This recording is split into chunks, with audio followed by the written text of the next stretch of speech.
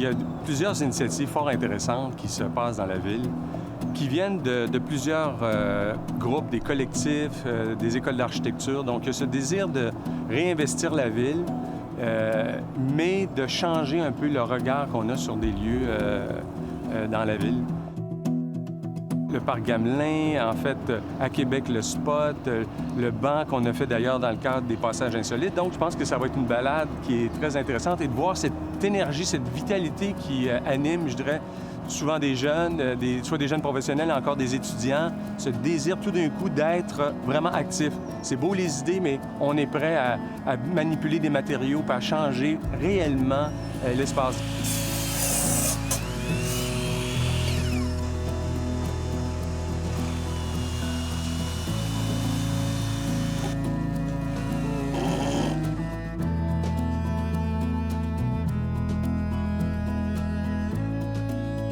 Alors, depuis quelques années, pendant l'été, la Ville, en fait, organise un événement qui s'appelle les Passages insolites. Alors, c'est des architectes, des artistes qui viennent investir une partie de la ville. Donc, on nous a confié ce qui s'appelle la place de Bordeaux pour faire une intervention. On a absolument carte blanche, on peut faire ce qu'on veut. C'est venir peut-être créer une structure qui sera un grand banc sur lequel on pourrait se prélasser, profiter, en fait, de cet espace, parce qu'on joue à la pétanque ici, ça peut devenir un petit théâtre.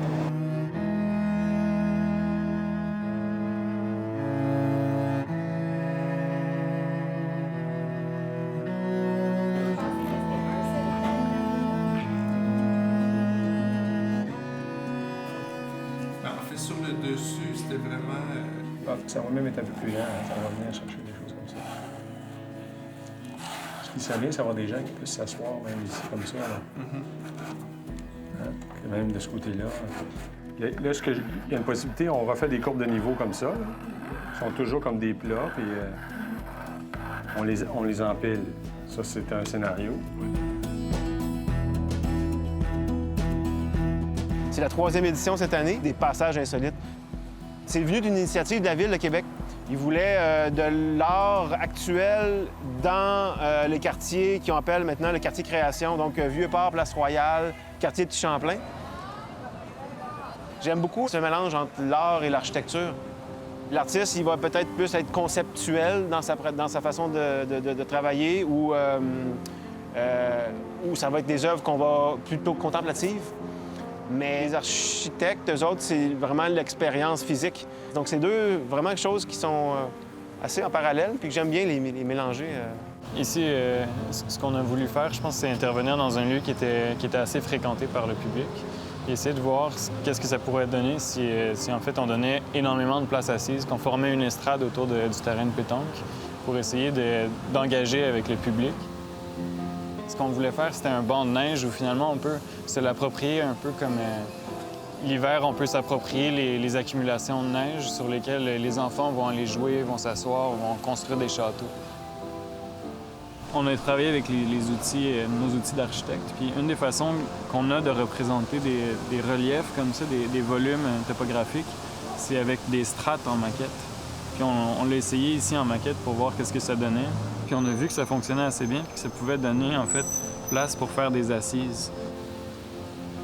Pendant le montage, on était en train de travailler, on était en train de le peinturer, puis déjà, il y avait comme des enfants qui venaient monter dessus, puis qui criaient à leurs parents qu'ils voulaient faire de pique-nique sur le top de la montagne. Il y avait des gens qui étaient comme un peu pris de court parce que leur banc avait disparu, puis c'est le banc public où ils viennent toujours. Puis là, il n'est plus là, le banc, il n'y a plus de place pour s'asseoir, mais je pense que ce qu'ils vont voir pendant l'été, c'est que c'est juste des places pour s'asseoir.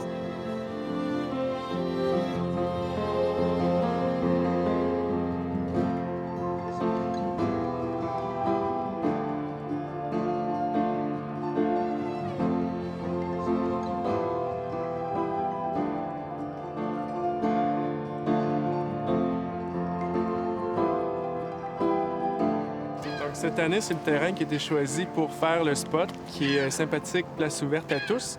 Donc, c'est une place publique extérieure ouverte à tous les citoyens de Québec. Et cette année, ils ont choisi Saint-Sauveur pour utiliser un quartier qui est différent de l'année dernière.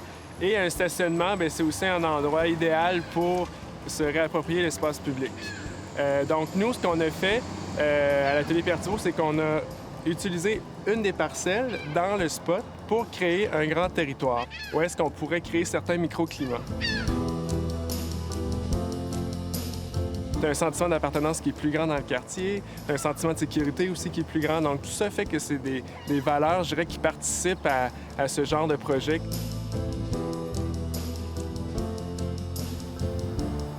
Saint-Sauveur, c'est un quartier qui a beaucoup de potentiel à faire un spot parce que, justement, les gens vivent dans un espace dense et puis il n'y a pas beaucoup de cours arrière chez les gens et tout. Fait qu'en leur créant un spot, c'est comme si on leur créait une cour arrière. Donc, on s'est installé dans Saint-Sauveur vraiment pour ça, pour donner un espace aux gens. Puis les commerçants sont très contents aussi. On vient vraiment amener un appui aux commerçants. On amène tellement de gens ici dans le quartier. On a vraiment un beau partenariat avec le quartier.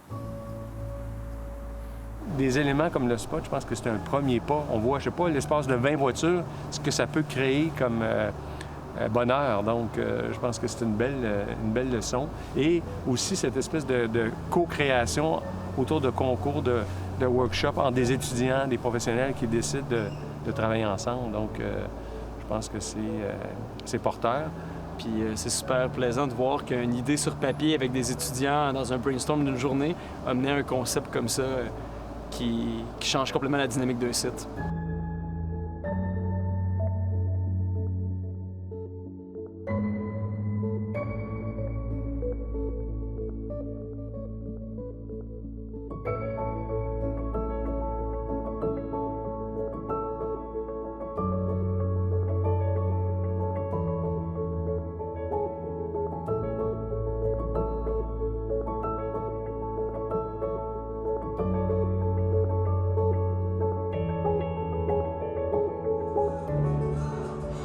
On s'est rendu compte, nous, au début, donc le village éphémère qui est devenu le village au pied du Coran, si on voulait faire un vrai milieu de vie, il ne fallait pas que ce soit du design statique, mais que ce soit soutenu justement par un modèle d'affaires, par un apprentissage c'est quoi le bouillonnement culturel local pour le faire venir ici. Puis c'est devenu un projet vraiment participatif, pas juste sur le plan du design, mais sur le plan de toute la communauté créative montréalaise.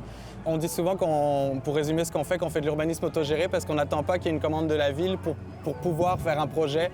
C'est le même modèle au spot, en fait. Il y a un peu de financement public, mais il y a aussi surtout beaucoup de revenus autogénérés par les activités qu'on fait ici.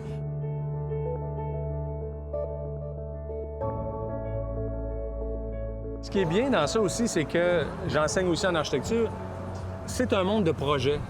On apprend, comme architecte, comme designer, à faire des projets. Et ça, je pense que c'est précieux aussi dans une ville, cette capacité à avoir une idée puis la pousser.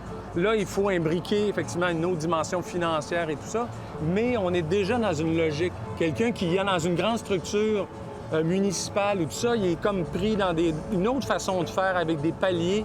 Il est moins dans la dynamique de créer quelque chose là. Ce qui est particulier, c'est qu'on n'est pas des événements. Un événement, c'est moins de 2 mois. Nous, on essaie de faire des lieux qui durent plus longtemps que ça. Puis on n'est pas des immobilisations. Donc, on peine à trouver du financement.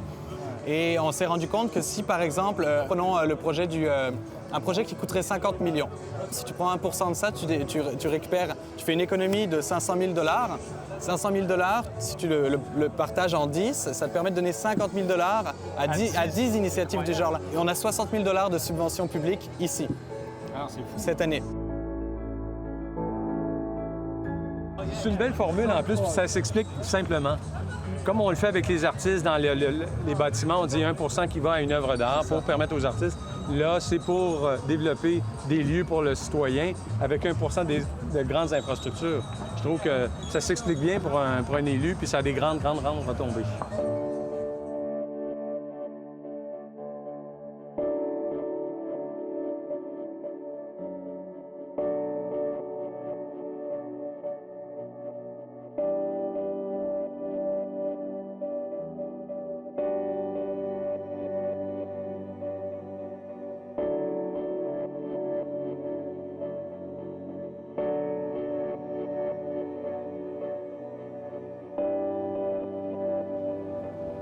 Un autre projet qui, au sein de notre équipe, l'atelier, nous est cher, c'est de développer peut-être à une plus grande échelle, un peu dans l'esprit de ce que la ville de Barcelone a fait, qui est une Rambla. Qu'est-ce que c'est une Rambla? C'est une grande promenade qui permet d'être un liant, si on veut, dans la ville. Et Montréal, en fait, ce qui est les deux pôles peut-être les plus forts dans l'histoire, c'est le fleuve et la montagne.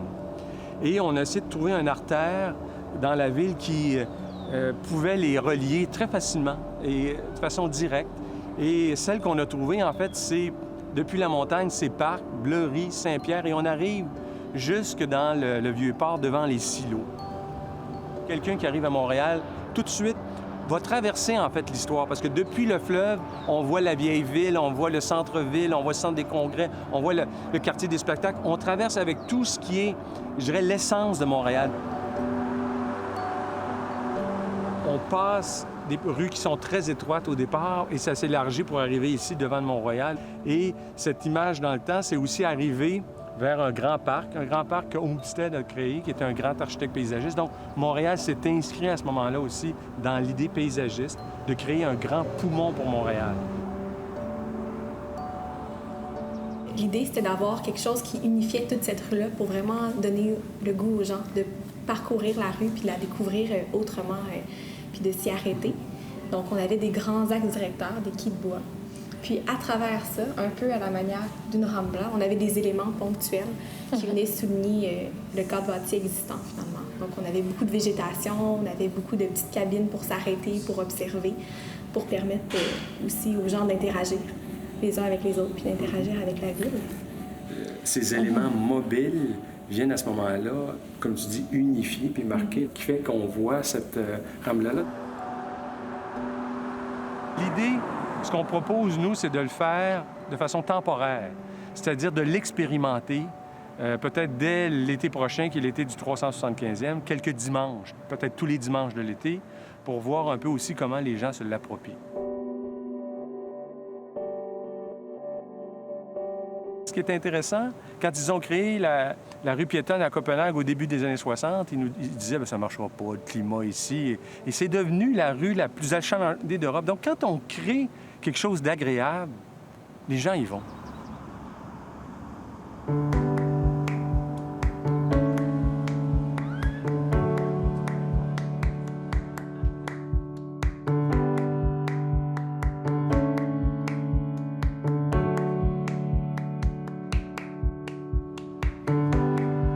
Il y a des sites, en fait, je dirais, à Montréal aussi, qui sont un peu délaissés. On est dans un site ici extrêmement stratégique. Tout le monde a vu le Five Roses, les grands silos qui montrent l'héritage du port des céréales à Montréal. Mais ici, le bassin Peel, qui a été pendant bien des années complètement recouvert. À la fin des années 90, il n'y avait même plus d'eau ici. Et c'est l'endroit qui était le cœur de tout le développement industriel de Montréal. C'était la plaque tournante maritime de tout le Canada. On l'a délaissé maintenant, il n'y a presque plus rien. Donc, c'est de réinvestir tous ces vestiges industriels et que les Montréalais, même les gens qui arrivent d'en dehors, comprennent le passé industriel extrêmement fort.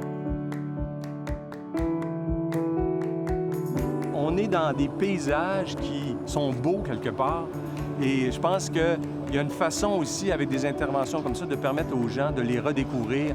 C'est pour ça que toutes ces interventions éphémères qui viennent éclore, si je peux dire comme ça, dans la ville, je trouve ça tellement réjouissant. C'est comme ramener avec peu de choses la joie d'habiter la cité.